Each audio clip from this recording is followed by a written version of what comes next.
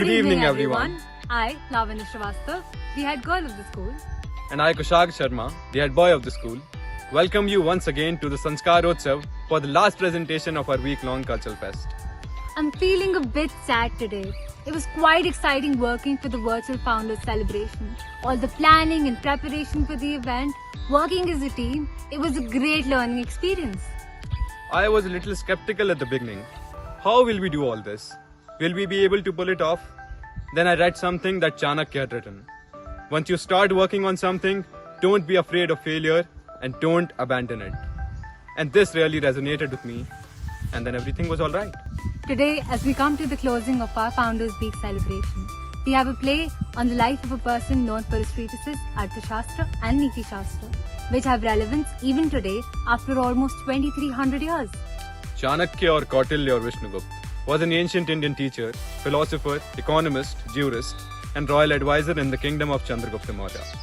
And the stories of his life are lessons in courage and perseverance.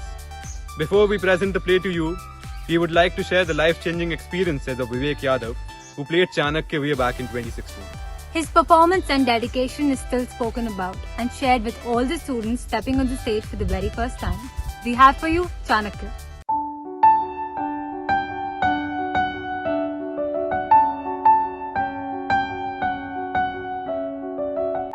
Hello everyone, this is Vivek, and I was a part of 2016's Founders, where I played the role of Chanakya. For me, it was not just a play. It was really a life-changing experience.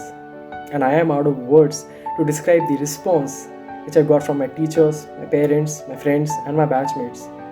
For a person who was really shy to speak in front of people, who was not afraid anymore to speak in front of them, it really enhanced my personality. And because of that, I also gained a lot of interest in debating, public speaking, as well as in theatres, which I pursued it further in my college and also in some private theatres. And this would not have been possible without the immense support of my teachers, especially Archana ma'am, who taught me to respect theatre and to be disciplined while doing it.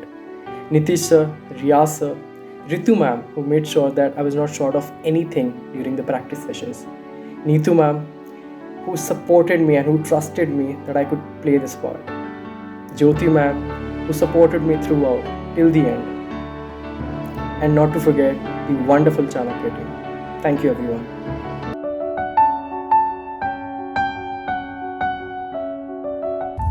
One of the most empowering moments of my life was when I was selected to play the role of Imarti in the play titled The Life of Buddha.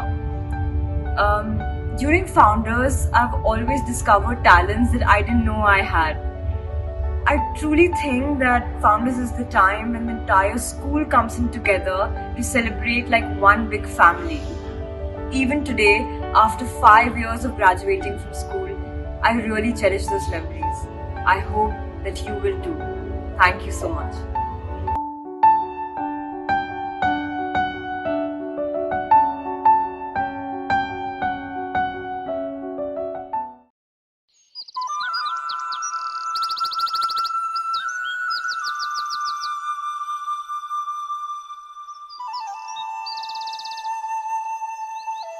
Bharat भूमि पर ऐसे अनेक महापुरुष हुए हैं जो आज भी अमर हैं। उनकी दी हुई शिक्षा आज भी उतनी ही प्रासंगिक है जितनी कि तब थी। ऐसे ही एक महापुरुष थे आचार्य चाणक्य।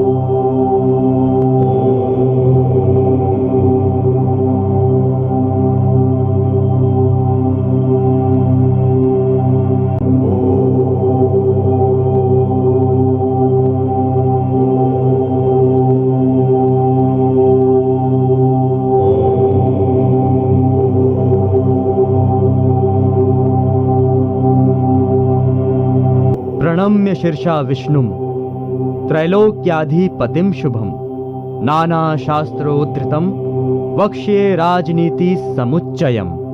तीनों लोकों के स्वामी, सर्वशक्तिमान और सर्वव्यापक परमेश्वर को प्रणाम कर मैं अनेक शास्त्रों से उद्धृत कर ग्रंथ का लेखन कार्य आरंभ करता हूँ।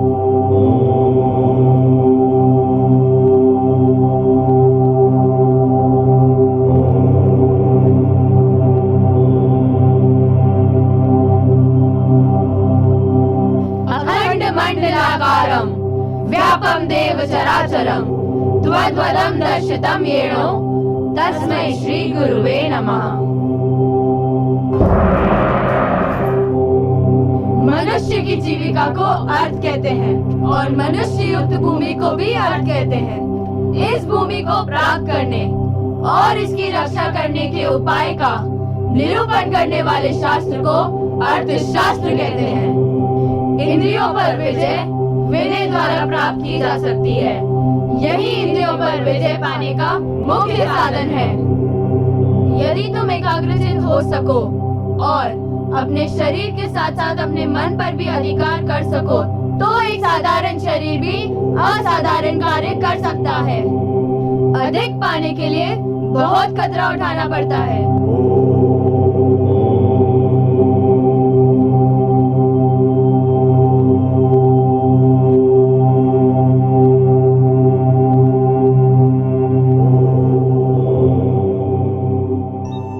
आचार्य चाणक्य का जन्म मगध साम्राज्य की राजधानी पाटलिपुत्र में हुआ। तो चलिए चलते हैं पाटलिपुत्र नगरी में, जहां चाणक्य के जन्म का उत्सव मनाया जा रहा है।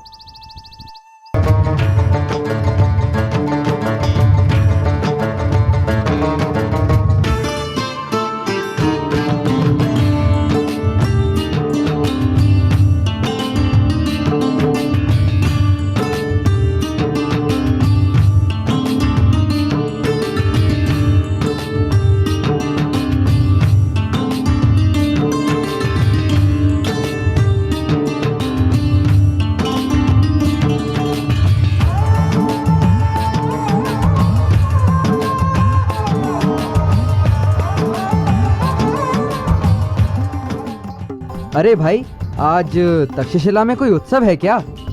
तुम यहाँ नए आए हुए जान पड़ते हो, अन्यथा ये प्रश्न नहीं पूछते। हाँ, सारा नगर जानता है आज उत्सव नहीं महाउत्सव है। महाउत्सव? हाँ हाँ, महाउत्सव। अरे भाई, पहेलियाँ क्यों बुझा रहे हो? साफ साफ बताओ ना, बात क्या है? तो सुनो। तक्षशिला विश्वविद्यालय के परम श्रेष्ठ परम आदरणीय आचार्य चाणक्य को पुत्र रत्न की प्राप्ति हुई है। हाँ हाँ, पुत्र रत्न की प्राप्ति हुई है। बधाई हो, बधाई हो। पुत्र भी ऐसा कि पहले कभी ना हुआ हो। उसके दर्शन हेतु दूर दूर से सभी आचार्य ऋषि पधार रहे हैं। अच्छा, मगर ऐसा क्यों? है तो वो एक ब्राह्मण पुत्र ही ना। ऐसा इसीलिए कि जन्म के साथ ही बालक के पूरे 32 दांत थे। 32 दांत? हाँ, 32 दांत। समस्त विद्वानों ने भविष्यवाणी की कि ये बालक चक्रवर्ती सम्राट बनेगा। परंतु ब्राह्मण पुत्र होने से ये सर्वदा अनुचित ही होता, इसलिए उस बालक के सारे दांत तोड़ दिए गए। तोड़ दिए गए? हाँ, तोड़ दिए गए। परम विद्वान, ज्ञानी, वेद शास्त्र आदि को अपनी मुट्ठी में लेके घूमेगा। ये बालक किसी और को भारतवर्ष का सम्राट बनाएगा और उसके माध्यम से राज्य करेगा। अरे, ये तो आश्चर्यचकित करने वाली बात है। ऐसे बालक के दर्शन तो बनते ही हैं। तो चलो तुम भी हमारे साथ। हाँ, चलो। तो चलते हैं आचार्य चाणक्य के आश्रम। आचार्य चाणक्य को एक अद्वितीय पुत्र की प्राप्ति हुई। उसके गुणों और लक्षणों को देखते हुए उसका नाम विष्णुगुप्त रखा गया। कुछ वर्षों के उपरांत वो बालक तक्षशिला विश्वविद्यालय में विद्या अध्ययन करने लगा। उसके ज्ञान और तेज की कोई तुलना नहीं थी। अपनी आयु के बालकों की अपेक्षा वो कहीं कोस आगे था। मस्तिष्क में विचार मानो पवन के वेग के समान विचरते। सारा तक्षशिला उसे उसके पिता के नाम से ही संबोधित करने लगा और उस बालक का नाम रखा गया चाणक्य। गुरु साक्षात् परब्रह्म तस्मै श्री गुरवे शिष्यों, जिस राज्य का राजा वृद्धावस्था को प्राप्त हो जाता है, तब उसके स्थान पर किसे राज्य सिंहासन आरूढ़ करना चाहिए? आचार्य श्रेष्ठ, राजा के उपरांत राज सिंहासन का उत्तराधिकारी उसका पुत्र होता है, अतः यही सर्वदा उचित है कि उसे ही राज सिंहासन आरूढ़ करना चाहिए।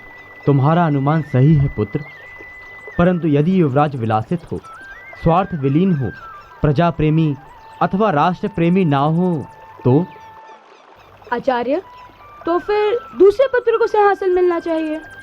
और यदि वो भी अयोग्य हो तो ऐसी परिस्थिति में क्या करना चाहिए? अयोग्य व्यक्ति को राजा बनाने की अपेक्षा किसी को राजा ना बनाना अधिक अच्छा है। अयोग्य राजा से राज्य को पंचायती राज्य का रूप देना श्रेयकर है। यदि राजा बनाने के लिए कोई उपयुक्त व्यक्ति ना मिले तो राजा बनाने की योग्यता तथा अधिकार रखने वाले सुशिक्षित जनमत का अनिवार्य कर्तव्य हो जाता है कि राजतंत्र को अपने ही हाथों में रख गणतंत्र की स्थापना करे। किसी को राजा बनाना राष्ट्र की अनिवार्य आवश्यकता नहीं है।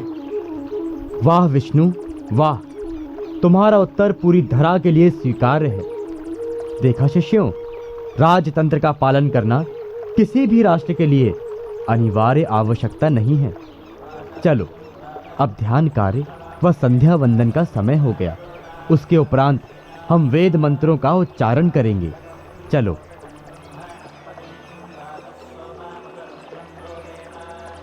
आचार्य श्री, क्या देख रहे हैं? आज मैं निश्चिंत हो गया। इस समय एक पेड़ के सूखे पत्ते की भांति मसले हुए राजतंत्र की अपेक्षा भारतवर्ष के भविष्य की दीवार खड़ी होती दिखाई दे रही है। एक ऐसी दीवार जो पवन के वेग से ही नहीं, प्रलय के जल के सामने भी कठोरता से अडिग खड़ी रहेगी। मैं समझा नहीं आचार्य श्री। समय आने पर सब समझ आ जाएगा। चलो। शिला में अपने पिता के सानिध्य में ही विद्या अध्ययन करने लगा। देखते ही देखते वो युवावस्था में प्रवेश कर गया। शास्त्र, वेद, राजनीति, अर्थ, शस्त्र विद्याओं और समस्त विधाओं में उसने महारत प्राप्त कर ली। उसी तक्षशिला विद्यापीठ में चाणक्य को आचार्यत्व प्रदान किया गया और वो बन गए आचार्य चाणक्य। राज्यों, जनपदों और गणों में छिन्न भिन्न होकर शक्तिहीन हो रहा था। विदेशी आक्रांता असहाय और निर्बल प्रजा को पद दलित कर रहे थे तथा शासक वर्ग अपने अहम और तुच्छ शक्ति के मद में चूर कुवासनाओं के भंवरजाल में डूबा हुआ था। यवन सम्राट सिकंदर सिंधु तट से होता हुआ समस्त भारत भूमि पर अपराजित सेना के साथ विजय करता हुआ भारत भूमि पर गर्व से विचरण कर रहा था।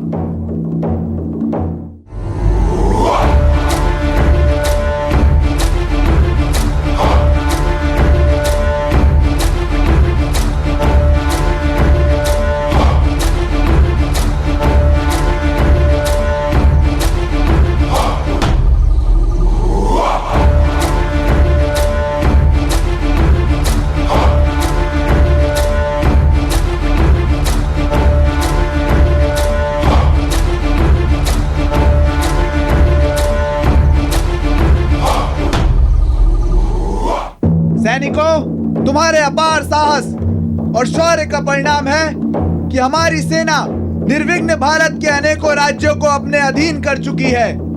हमारा लक्ष्य संपूर्ण भारतवर्ष को अपने अधीन करना है। जाओ।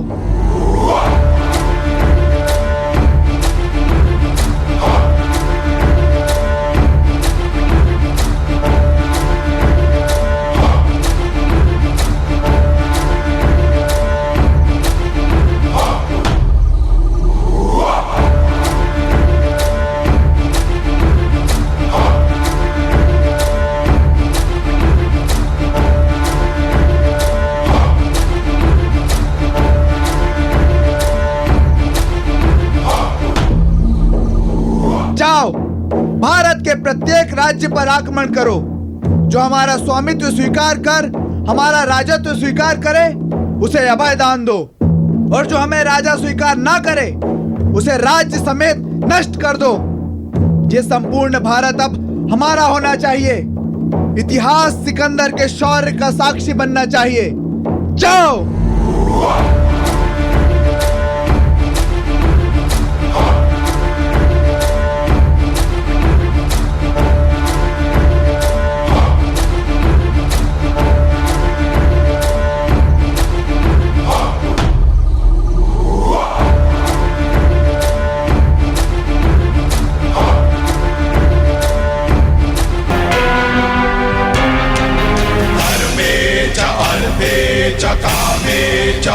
मोक्षे च भरतर्षभा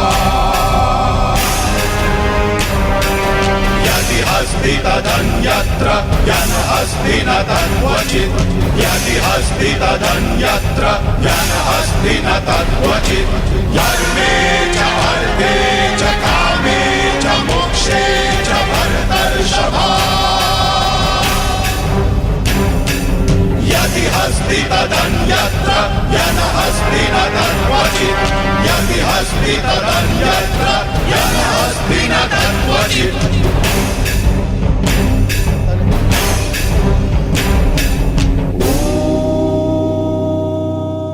किस विचार में डूबा है चाणक्य? यवन सम्राट सिकंदर की सेना भारतवर्ष के प्रत्येक राज्य को जीतकर संपूर्ण भारतवर्ष पर आधिपत्य कर रहा है। यही मेरी चिंता का कारण है। यवन सम्राट सिकंदर के विजय रथ से भला तुझे क्या? मुझे क्यों नहीं? यदि यवन सम्राट इसी प्रकार विजयी होता गया तो भारतवर्ष उसके अधीन हो जाएगा। अखंड भारत का जो सपना मैं वर्षों से देखता आ रहा हूँ वो एक क्षण में खंड खंड हो जाएगा। यदि इतनी ही चिंता है तो कुछ करता क्यों नहीं? इसी विचार में तो लीन हूँ कि मैं करूं क्या? मैं क्या करूं? त्याग। त्याग? हाँ, त्याग। किसका त्याग? तक्षशिला का त्याग। तक्षशिला का त्याग? नहीं, मैं तक्षशिला का आचार्य हूँ। मेरे शिष्यों के प्रति मेरा कुछ उत्तरदायित्व है। मैं इस प्रकार अकस्मात तक्षशिला का त्याग नहीं कर सकता। यह अनुचित है। उचित अनुचित तू कब से सोचने लगा चाणक्य? ये मत भूल कि तेरी बुद्धि, तेरी कुटिलता, तेरे विचार ही तेरी पहचान है। किंतु परंतु उचित अनुचित का समय नहीं है चाणक्य, ये निर्णय लेने का समय है। तू अपनी बुद्धि को छोड़ अपने मन के अधीन हो रहा है। ये मत भूल कि हम ही तेरी बुद्धि है। हम है तो तू है। निर्णय ले चाणक्य, निर्णय ले। नहीं, इस समय तक्षशिला त्यागने के पक्ष में मैं नहीं। तो भूल जा अपने अखंड भारत के सपने को। एक विद्यापीठ के आचार्य के आगे राष्ट्रहित, राष्ट्र प्रेम परास्त हो गया। चाणक्य, तुझे संपूर्ण भारतवर्ष की रक्षा करनी है। कल्पना कर बेड़ियों में जकड़े विदेशी सेनाओं के अधीन हुए भारतवर्ष की। कल्पना कर चाणक्य, कल्पना कर। धर्मे च अर्थे च कामे च मोक्षे च भरतर्षभा यदि हस्ति तदन्यत्र यन्हस्ति न तद्वचित् यदि हस्ति तदन्यत्र यन्हस्ति न तद्वचित् धर्मे च अर्थे च कामे च मोक्षे च भरतर्षभा यदि हस्ति तदन्यत्र यन्हस्ति न तद्वचित् यदि हस्ति तदन्यत्र यन्हस्ति न तद्वचित्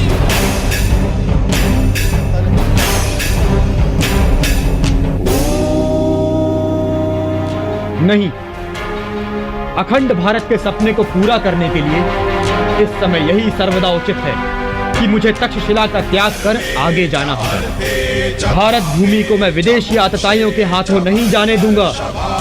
मुझे समस्त राज्यों से जाकर मंत्रणा करनी होगी। कल प्रातः सूर्य उदय के उपरांत मैं पाटलिपुत्र के लिए प्रस्थान करूंगा।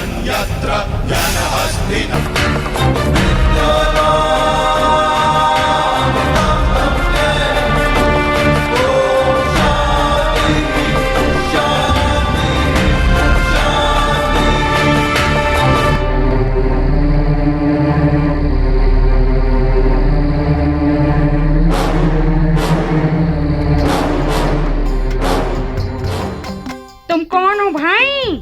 यहाँ नए जान पड़ते हो। तुम इतने चिंतित क्यों हो?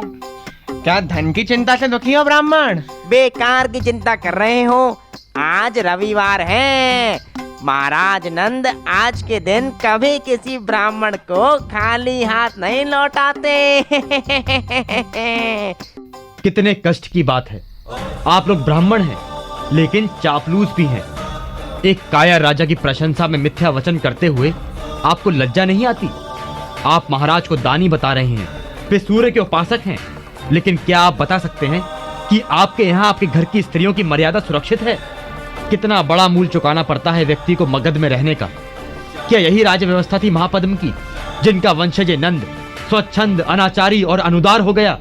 मेरे किसी भी प्रश्न का उत्तर दे सकेंगे आप?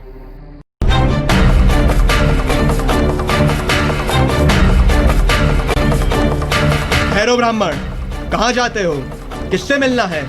परिचय दो अपना। मैं तक्षशिला का आचार्य चणिपुत्र चाणक्य हूँ। क्या महाराज नंद से मिलने का अवसर मिलेगा? इसके लिए तुम्हें प्रतीक्षा करनी होगी ब्राह्मण। महाराज अभी अपने निजी कक्ष में हैं। परंतु ये तो उनके प्रजा से मिलने का समय है। वह महाराज हैं और अपने समय के स्वयं निर्धारण करता है। तुम ठहरो। विलासिता का ऐसा तांडव तो कहीं नहीं देखा। धर्म का पालन करने वाला राजा इतना व्यसनी, क्या होगा मगध का?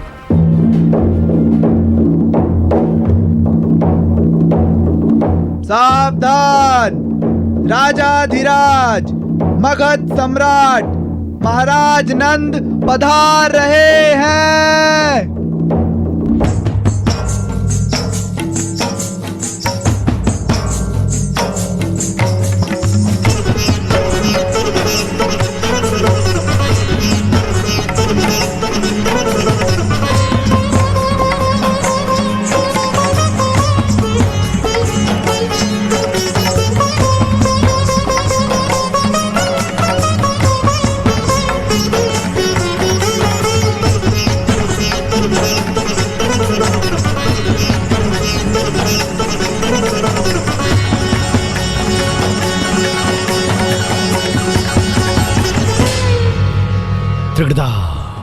आओ ब्राह्मण आओ। तुम गुरुकुल की शिक्षा पूरी करके मगध लौटे हो। मगध तुम्हारा स्वागत करता है। परिचारिका ने मुझे बता दिया है कि तुम हमारे राज्य आश्रित ब्राह्मण चणी के पुत्र हो, विष्णुगुप्त। मेरा नाम चाणक्य भी है महाराज। मैं तक्षशिला से अपनी शिक्षा पूरी करके यहाँ लौटा हूँ, लेकिन मैं देख रहा हूँ कि यहाँ का रंग ढंग काफी बदल गया है। तुम कहना क्या चाहते हो ब्राह्मण? महाराज, इस समय संपूर्ण भारतवर्ष पर संकट के घोर बादल छाए हुए हैं। ऐसे समय में ये मगध का उत्तरदायित्व है कि वो भारतवर्ष को इस संकट से उबारे। संकट? तुम किस संकट की बात कर रहे हो भाई? जो आपको दिखाई नहीं दे रहा महाराज। क्या हमें दिखाई नहीं दे रहा? महाराज नंद को संकट दिखाई नहीं दे रहा, तो मतलब तुम्हें दिखाई दे रहा है? हाँ महाराज, मैं देख रहा हूँ यवनों की सेना पर्वतमाला तक पहुंच गई है। गांधार नरेश उसके आने से चिंतित हैं। और यदि पर्वतेश्वर की पराजय हुई और यवन सेना बढ़ती हुई मगध तक आ गई तो संपूर्ण आर्यावर्त यवनों के अधिकार में आ जाएगा। तब आप नशे में धुत अपने प्रहरियों को पुकारते ही रह जाएंगे महाराज। मगध का गौरव धूल धूसरित होकर रह जाएगा महाराज। मगध का गौरव धूल धूसरित होकर रह जाएगा?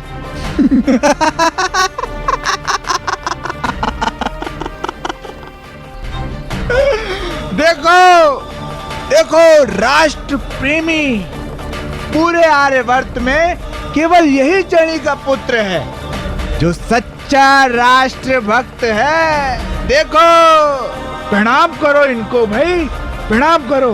अरे आरती उतारो इनकी, आरती उतारो। बस ब्राह्मण, तू बहुत वाचाल हो रहा है और तुम भोग विलास में लिप्त। मेरे राज्य में रहकर, मेरी वृत्ति में पल बढ़कर आज तुम मुझे ही मर्यादाहीन भाषा से संबोधित कर रहा है। बस कर मूर्ख राजा, तू समझता है कि तू भाग्य का निर्माता है? अरे जिसके पग संभल कर नहीं चल सकते वो किसी राष्ट्र को क्या चला सकता है? अरे कोई है, बंदी बना ले इस ब्राह्मण को। तुम मुझे बंदी बनाओगे? सम्राट नंद, मैं तो केवल राष्ट्र की दुर्गति को देखकर तुमसे ये कहने आया था कि राष्ट्र पर यवनों का आक्रमण हो रहा है। वो दिन दूर नहीं जब यवनों की सेना पूरे आर्यावर्त को अपने सैन्य बल घोड़ों की टापों के नीचे रौंद देगी। उस समय मगध राज कायर सिद्ध होगा। सम्राट नंद, कायर। चुप कर चणी के पुत्र, तू एक विद्रोही की संतान है। तुझे और तेरे बाप को अपनी शिखा पे बड़ा अभिमान है ना? देखते क्या हो? इसकी शिखा पकड़कर इस ब्राह्मण को दरबार से बाहर कर दो।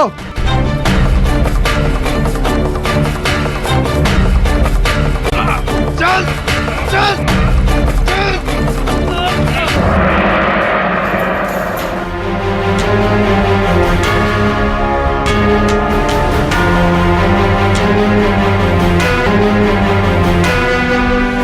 तुमने इस भरे राज दरबार में मेरी शिखा खोली है नंद। मैं चणी पुत्र चाणक्य प्रतिज्ञा लेकर कहता हूँ दुष्ट नंद, ये शिखा अब तब तक खुली रहेगी जब तक मैं तेरे वंश का समूह नाश नहीं कर देता। अब मैं शिखा तेरे वंश का नाश करके ही बांधूंगा। तूने ब्राह्मण की शिखा खींची है दुष्टराज, ब्राह्मण की। यदि ये चणी पुत्र चाणक्य सच्चा ब्राह्मण है तो सुन राजा नंद, मैं तेरे राज्य को नष्ट करके ही चैन लूंगा। ये मेरी प्रतिज्ञा है। आचार्य चाणक्य के श्री चरणों में मेरा प्रणाम। तुम कौन हो कुमार? मैंने तुम्हें पहचाना नहीं।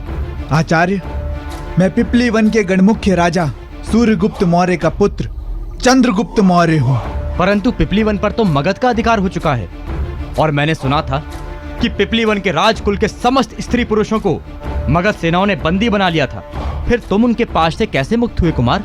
आचार्य, जिस समय मगध सेनाओं ने पिपली वन पर आक्रमण किया और उसे अपने अधिकार में लिया, उस समय तक तो मेरा जन्म भी नहीं हुआ था। यदि उस समय मैं होता तो उनके आक्रमण का प्रत्युत्तर मेरी ये तलवार शत्रु सैनिकों के रक्त की नदियां बहा देती। कुमार, तुमने मेरे प्रश्न का यथोचित उत्तर नहीं दिया। क्षमा चाहता हूं आचार्य, भावावेश में मैं भटक गया था। वास्तव में मेरे पिता और माता को भी मगध सेनाओं ने बंदी बना लिया था। मेरे पिताश्री को मगध राज की आज्ञा से अंधकूप में डाल दिया गया था और माता को अंतःपुर की दासी बना दिया था। मगध के अंतःपुर में ही मेरा जन्म हुआ था आचार्य। तो इसका अर्थ ये हुआ कुमार कि तुम एक दासी पुत्र हो? नहीं आचार्य, कदापि नहीं। हम आर्य वीर सूर्यवंशी क्षत्रिय हैं। हम अपने कर्तव्य से कभी मुख नहीं मोड़ते, परंतु आज हम विधाता के किसी अनजाने ऋण को चुका रहे हैं। परंतु मेरा केवल एक ही लक्ष्य है, मगध राज से प्रतिशोध लेकर अपने पिता के गौरव और सम्मान को पुनः प्राप्त करना। देख चाणक्य, इस शूरवीर कुमार में भारतवर्ष का भावी सम्राट दिखाई दे रहा है। वाह कुमार, बड़े उच्च विचार हैं तुम्हारे। तुम्हें अपना शिष्य बनाकर मुझे निसंदेह गर्व का अनुभव होगा कुमार चंद्रगुप्त। मैं कृतज्ञ हुआ आचार्य, मैं कृतज्ञ हुआ। आचार्य चाणक्य ने कुमार चंद्रगुप्त को यथोचित शिक्षा प्रदान की। देखते ही देखते आचार्य चाणक्य के सानिध्य में चंद्रगुप्त शास्त्र, वेद, राजनीति, राजधर्म से लेकर शस्त्र कलाओं आदि समस्त विद्याओं में भी निपुण हो गया। तत्पश्चात चाणक्य ने चंद्रगुप्त द्वारा मगध पर प्रथम आक्रमण किया, परंतु इस प्रथम युद्ध में आचार्य चाणक्य और चंद्रगुप्त की सेना को पराजय का मुख देखना पड़ा। वो भीतर तक झकझोर दिया और उन्होंने मौन धारण कर स्वयं को एक कक्ष में कैद कर लिया। वे न खाते थे, न पीते थे, न किसी का दर्शन करते थे और न ही किसी से बात करते थे। उनका स्वास्थ्य दिन पर दिन बिगड़ने लगा। उनको अस्वस्थ देख चंद्रगुप्त व समस्त साथी दिन पर दिन अधीर होने लगे।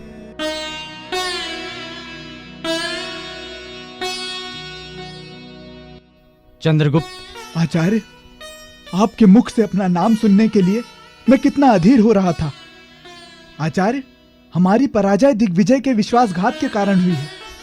आप अपने आप को दोषी मत ठहराइए। नहीं चंद्रगुप्त, जैसे सफलता का सारा श्रेय अभियान के नायक को जाता है, वैसे ही सच्चे नायक को असफलता का सारा श्रेय अपने सर लेकर यह मानना चाहिए कि उससे भूल हुई है, त्रुटियां हुई हैं। जिस नायक में अपनी पराजय स्वीकार करने का सामर्थ्य नहीं, उसे नायक कहलाने का भी कोई अधिकार नहीं। किंतु आचार्य। चंद्रगुप्त, कुछ समय के लिए मुझे एकांत में रहने दो। जो आज्ञा आचार्य।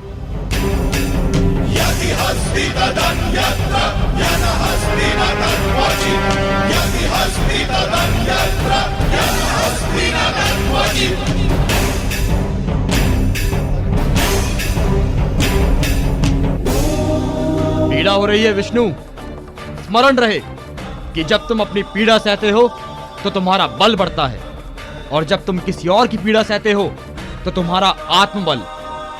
असफलता घेरे जब, मार्ग हो अवरुद्ध, पास ना हो धन तेरे और कार्य हो अपार, तो भाग मत, कर प्रयास, भाग मत।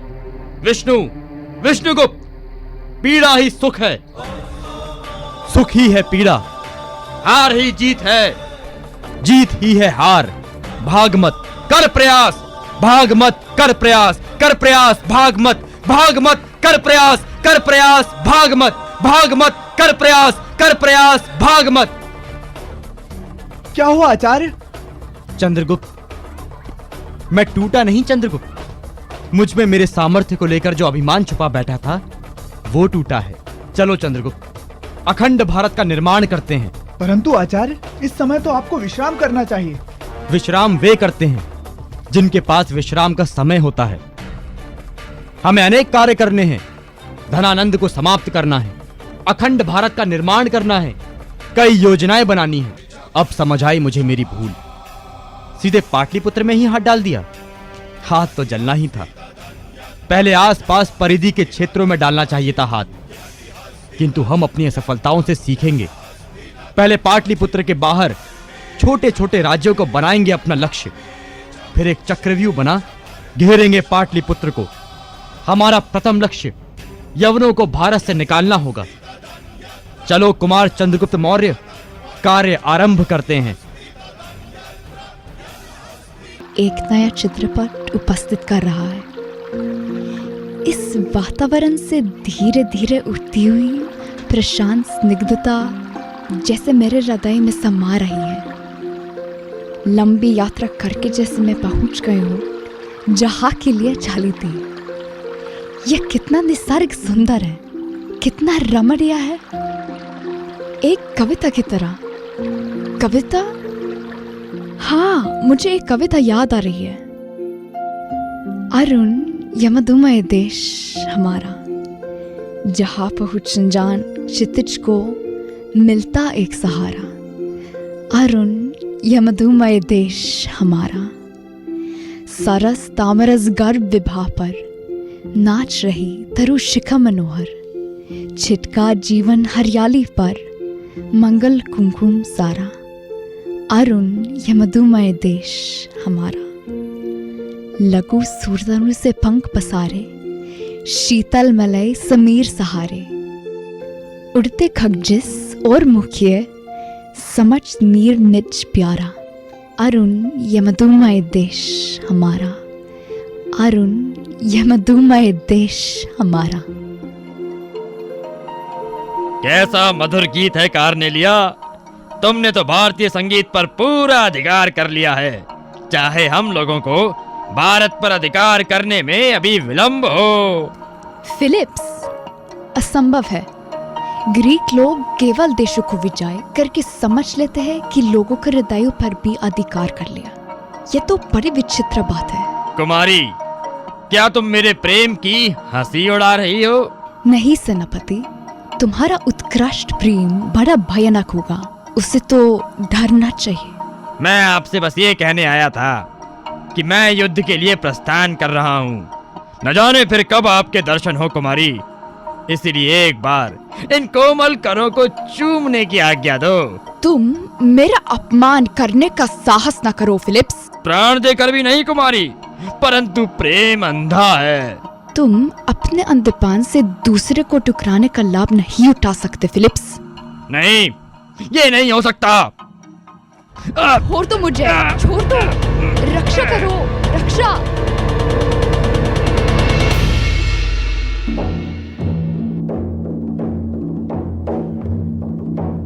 आओ श्रेष्ठी, क्या लाए हो?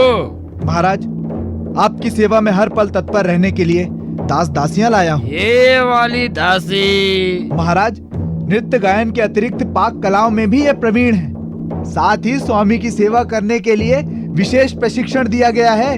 अच्छा, तो इसके नृत्य की एक झलक तो दिखाओ। अवश्य महाराज, किंतु तलवार नृत्य में इसे विशेष प्रशिक्षण प्राप्त है। क्या आप इसका तलवार नृत्य देखना चाहेंगे?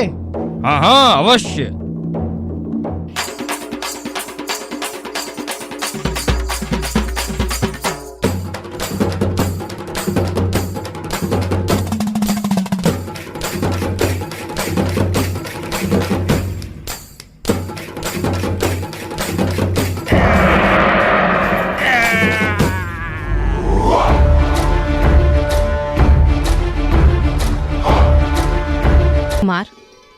मैंने अपने पिता और भाई की हत्या का प्रतिशोध तो फिलिप्स और उसके सैनिकों को मृत्यु के द्वार पहुंचाकर ले लिया, किंतु मेरी मनोकामना अभी पूर्ण नहीं हुई।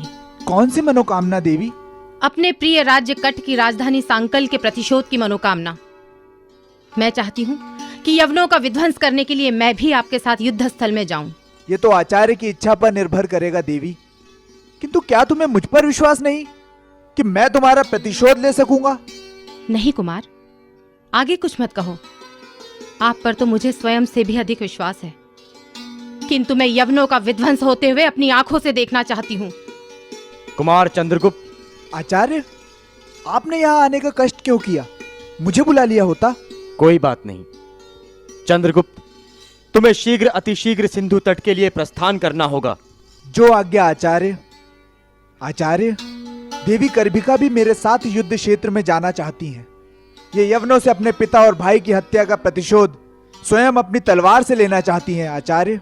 क्यों देवी, क्या तुम्हें चंद्रगुप्त की तलवार पर विश्वास नहीं? मुझे इन पर पूर्ण विश्वास है आचार्य, किंतु मन और प्राण के संयोग से उत्पन्न अद्भुत की परिणति भी तो आप भली प्रकार जानते हैं। तो बात इतनी आगे तक पहुंच गई है। देवी करभिका, मन और प्राण के संयोग से ही तो पूर्णता की प्राप्ति होती है, परंतु क्या तुम्हारी माता इस बात को स्वीकार करेंगी? मेरी माता का देहांत तो मेरे बाल्यकाल में ही हो गया था आचार्य, और मेरे पिता, उनके विषय में तो आप जानते ही हैं। देवी करभिका, आज से मैं तुम्हें अपनी पुत्री के रूप में स्वीकार करता हूँ। ये तो मेरे अति पुण्य कर्मों का फल होगा आचार्य। तो फिर मुझे आचार्य नहीं, पिता कहकर पुकारो। पिताश्री। मैं तुम्हें युद्ध भूमि में जाने की आज्ञा देता हूँ, परंतु मुझे अपनी पुत्री का कन्यादान करने का शुभ अवसर कब प्राप्त होगा?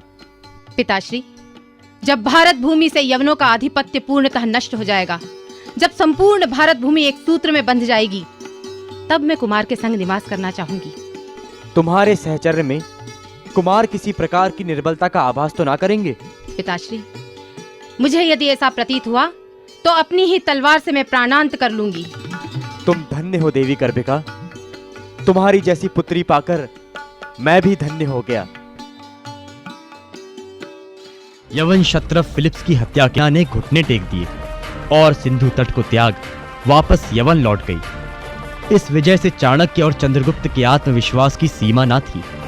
अखंड भारत का सपना धीरे धीरे पूर्ण होता प्रतीत होने लगा था। यवन मुक्त भारत भूमि मानो फिर से लहलहाने लगी। समस्त भारतवर्ष उल्लास में डूबा हुआ था, परंतु आचार्य चाणक्य का ध्यान केवल अपने लक्ष्य पर था। अब समय आ गया था अपने मुख्य लक्ष्य को प्राप्त करने का। आचार्य चाणक्य और चंद्रगुप्त मगध पर आक्रमण की तैयारियों में जुट गए।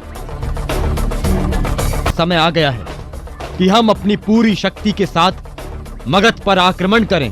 परंतु आचार्य, क्या ये उचित अथवा अनुकूल समय होगा? यही सर्वाधिक उचित समय है पुत्र। समय कभी भी उचित और अनुकूल होता नहीं, बनाया जाता है। अनुकूल समय को पहचानने वाला अपना काम अनायास ही बना लेता है। हमारी सेना की एक एक टुकड़ी मगध के समस्त द्वारों पर आक्रमण करेगी। इससे मगध सेना तितर बितर हो जाएगी और तुम बाकी सेना को लेकर मगध के भीतर प्रवेश करोगे। सदैव स्मरण रहे कुमार, ठीक समय पर किए कर्तव्यों की सफलता संपूर्ण मानव जाति को दिखा देती है कि यह काम जिस क्षण में किया गया है वही उसका सर्वोत्तम काल था। अवश्य आचार्य, इस बार निश्चित ही हमारी विजय होगी। मुझे तुम पर पूर्ण विश्वास है कुमार। इस बार विजय श्री की पताका अवश्य ही तुम्हारे हाथों में होगी। याद रहे वीर चंद्रगुप्त मौर्य, भारत भूमि तुम्हें पुकार रही है। अखंड भारत तुम्हारी प्रतीक्षा कर रहा है कुमार। जाओ। मैं आपको वचन देता हूं आचार्य, अब मैं आपके दर्शन मगधराज धनानंद का वध करके ही करूंगा, अन्यथा आपको अपना मुख नहीं दिखाऊंगा। मुझे आशीर्वाद दीजिए आचार्य, आशीर्वाद दीजिए। विजयी भव। हमें मारने का षड्यंत्र हो रहा है। किसी भी समय वो ब्राह्मण चाणक्य और उसका शिष्य चंद्रगुप्त हमारी हत्या करने का प्रयत्न करेगा, तो भाई हमारा तो उनसे आग्रह है कि आओ चाणक्य, आओ, हमारी हत्या करो, हमें मारो, मारो भाई मारो, अरे मारो। अरे मुझे भी तो मारो। अरे मुझे कौन मारेगा? मुझे भी तो मारो। अरे मैं भी हूँ, मुझे भी मारना।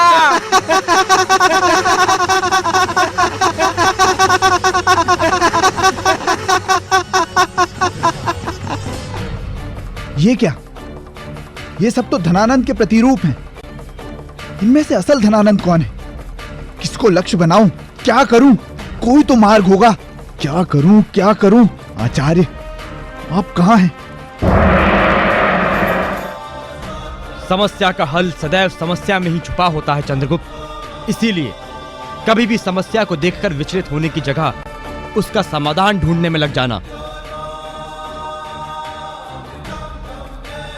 राजा पर संकट आता देख समस्त सेना सर्वप्रथम अपने राजा की सुरक्षा हेतु भागती है और राजा की रक्षा के लिए उसके आसपास एकत्रित हो जाती है।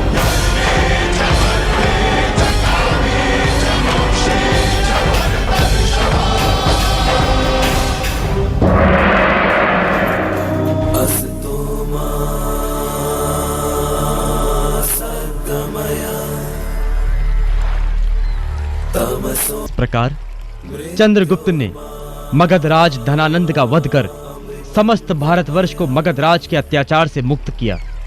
आचार्य चाणक्य ने चंद्रगुप्त मौर्य को सिंहासन आरूढ़ किया और स्थापना की मौर्य साम्राज्य की। चंद्रगुप्त के सम्राट बनते ही समस्त भारतवर्ष में प्रसन्नता की लहर दौड़ गई। राजकाज में धर्म का पालन होने लगा। परंतु यवन सेनानायक सेल्यूकस अपनी पूरी सेना को लेकर मगध पर आक्रमण की तैयारी कर रहा था।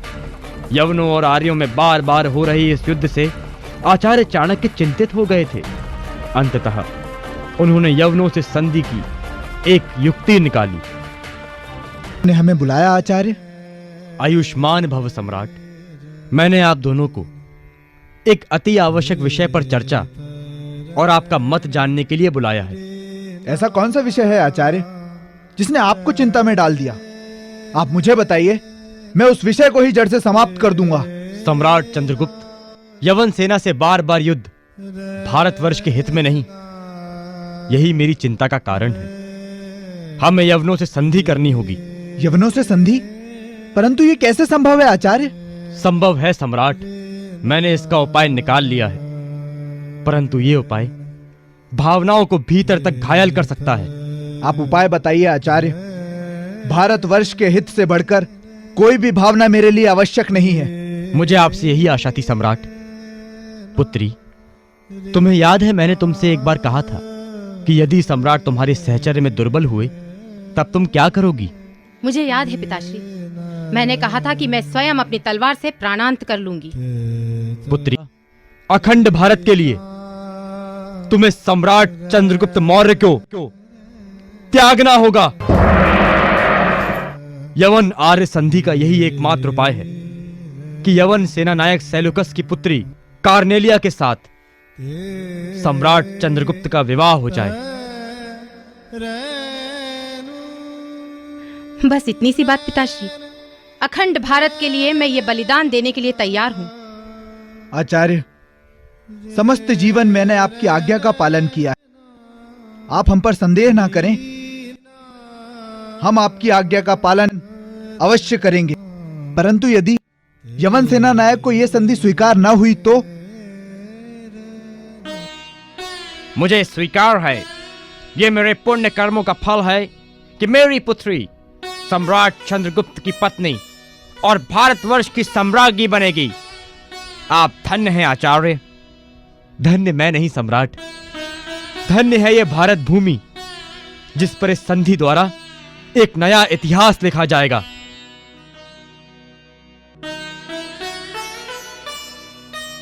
सम्राट चंद्रगुप्त, अब मुझे राजधर्म से ब्राह्मण धर्म का पालन करना है। अब मैं अपने आश्रम की ओर प्रस्थान करना चाहता हूं। पिताश्री, मैं भी आपके साथ चलना चाहूंगी।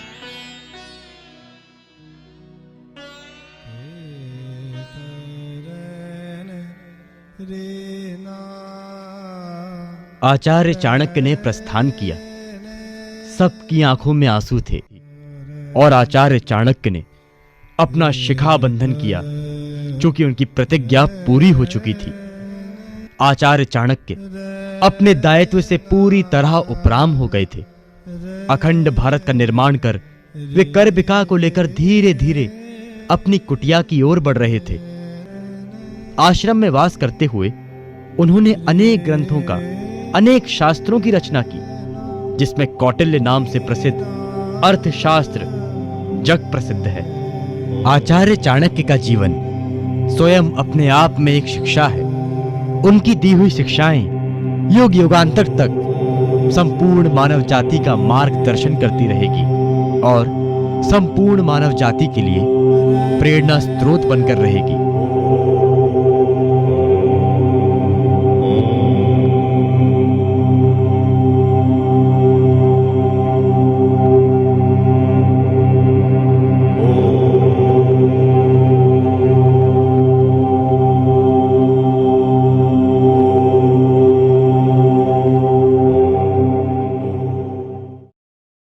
Goodbyes were always hard, to make us think, make us realize what we had, what we've lost, and what we took for granted.